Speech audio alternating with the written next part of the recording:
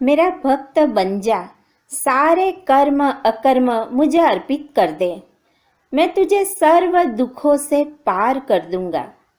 पुस्तक का नाम ईश्वर और उसकी अनुभूति। पुस्तक परिचय। इतिहास साक्षी है कि बिना लड़े भगवान कृष्ण ने अर्जुन का सारथी मात्र बनकर पांडवों को जीता दिया और शक्तिशाली सेना प्राप्त करके भी कौरवों को हारना पड़ा। किंतु आज भी हम सब दुर्योधन बने हुए हैं और निरंतर यह भूल करते जा रहे हैं। भौतिक संपदाओं के बल पर ही जीवन संग्राम में विजय प्राप्त करना चाहते हैं ईश्वर की उपेक्षा करके, किंतु इससे तो कौरवों की तरह असफलता ही मिलेगी। जीत उन्हीं की होती है जो परमात्मा को अपने जीवन का सारथी बना लेते हैं। पुस्तक के कुछ प्रश्न। क्या ईश्वर सच में है? हमें ईश्वर के दर्शन कैसे हो सकते हैं? ईश्वर उपासना आवश्यक क्यों है?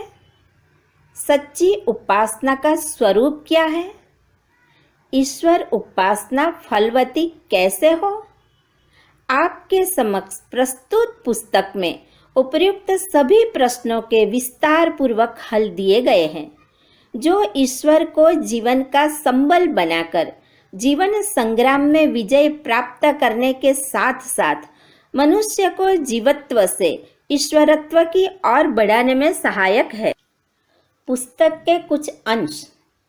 आज मानव जीवन की जो करुण एवं दयनीय स्थिति है, जो संताप, दुख, असफलताएं मिल रही है, इन सब का मूल कारण ईश्वर में विश्वास की कमी, ईश्वरीय सत्ता की उपेक्षा करना व भौतिक सांसारिक शक्तियों को महत्व देना है।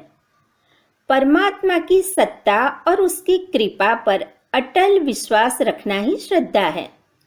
हम मनुष्यों का कर्तव्य है कि हम परोपकारी और परमार्थी बने। हमारे पास जो भी बल, बुद्धि, विद्या, धन, संपत्ति आदि उस प्रभु के दिए हुए पदार्थ है, उनका एक अंश परोपकार और परमार्थ में लगाए। जिसे ईश्वर की कृपा में विश्वास है, उसकी सर्वशक्तिमत्ता में अखंड आस्था है, जो उसे अपना स्वामी, सखा और माता पिता समझता है, उसे किसी बात से डरने का क्या अर्थ? जिसने ईश्वर से मित्रता कर ली, उसे अपना साथी बना लिया है, उसके लिए यह संसार आनंद का सागर बन जाता है। ईश्वर मनुष्य के भाव के अनुरूप ही अपना भी भाव बनाता है। जो उसमें पिता का भाव रखता है, वह बदले में उसकी ओर से पुत्र का भाव पाता है। ईश्वर के अस्तित्व पर विश्वास कर लेने से सदैव उसकी पुष्टि हुई है। ईश्वर पर विश्वास करो और इस संसार को ही उसके होने का प्रमाण समझो। पुस्तक के कुछ बिंदु। हम ईश्वर के महान पुत्र हैं। ईश्वर हमारा सच्चा जीवन सहचर है। ईश्वर उपासना के सत्परिणाम। उपासना अर्थात परमात्मा की समीपता। प्रार्थना द्वारा अपने को परमात्मा से मिलवाए।